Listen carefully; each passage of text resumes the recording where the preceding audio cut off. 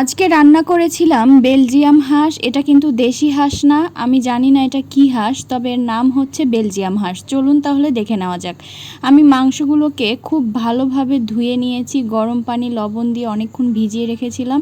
ভালোভাবে ধুয়ে পরিষ্কার করে নিয়েছি, নিয়ে এক সাইডে রেখে দিলাম পানি ঝরানোর জন্য।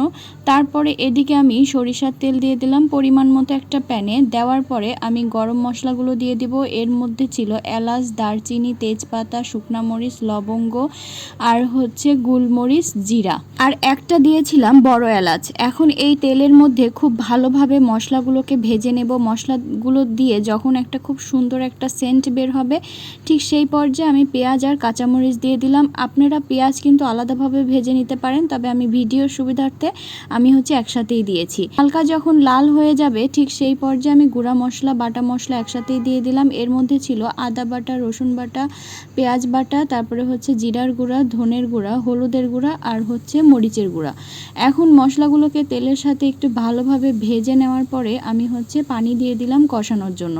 মশলাগুলো যখন খুব ভালোভাবে কষানো হয়ে যাবে, ঠিক সেই পর্যায়ে আমি 1 চামচের মতো লবণ দিয়ে দিলাম। কষাতে কষাতে যখন তেল উঠে আসবে, ঠিক সেই পর্যায়ে আমি ধুয়ে রাখা মাংসগুলো দিয়ে দিচ্ছি। মাংসগুলো দেওয়ার পরে অবশ্যই মাংসগুলোকে ভালোভাবে নেড়ে মশলাগুলো মাংসের সঙ্গে মিশিয়ে দিতে হবে। মিশাতে মিশাতে দেখবেন পুরো মশলাই একদম মাংসের গায়ে হয়ে গেছে। ঠিক সেই পর্যায়ে ঢাকনা দিয়ে ঢেকে ফেলতে হবে, কারণ ঢাকনা দিয়ে ঢেকে ঢেকে আস্তে আস্তে রান্না করতে হবে। হাঁসের মাংস একটু সেদ্ধ হতে সময় লাগে। এখন একটু জোরে দিয়ে ঢাকনা দিয়ে ঢেকে দেওয়ার পরে রান্না করলে দেখবেন 5 থেকে 7 মিনিট পরে খুব পানি উঠে গিয়েছে। আর এই পানিগুলো কিন্তু মাংসেরই পানি, এক্সট্রা কোনো পানি দেওয়া হয় নাই, কারণ আমি এখন শুধু কষাবো। পানিগুলো কষাতে কষাতে যখন একদমই তেল তেল উঠে আসবে, মাংসটাও তখন খুব ভালোভাবে কষানো হয়ে গেছে বুঝতে হবে। সেই পর্যায়ে ফুটন্ত গরম পানি দিয়ে দিব। দেখব যখন মাংস একদমই কষানো হয়ে গিয়েছে, গরম পানি ছাড়া কখনোই মাংসের মধ্যে পানি দিবেন না।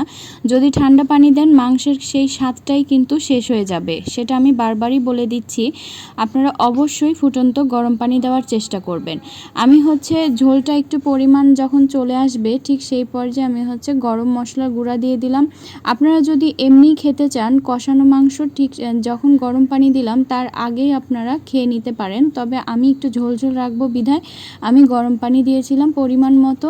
আমার কিন্তু মাংস অলরেডি প্রায় হয়ে এসেছে। গরম মশলা দেওয়ার পরেও আমি একটু ঢেকে আবার রান্না করেছি, কারণ গরম মশলাটা সম্পূর্ণ সেন্টটা পুরো মাংসতে হয়ে যাওয়া পর্যন্ত আমি ঢেকে ঢেকে রান্না করেছি। প্রায় 5 মিনিটের মতো রান্না করেছি। এখন কিন্তু আমার মাংসটা একদমই হয়ে গিয়েছে। ভীষণ মজা হয়েছিল, ট্রাই করে দেখতে পারেন। আল্লাহ হাফেজ।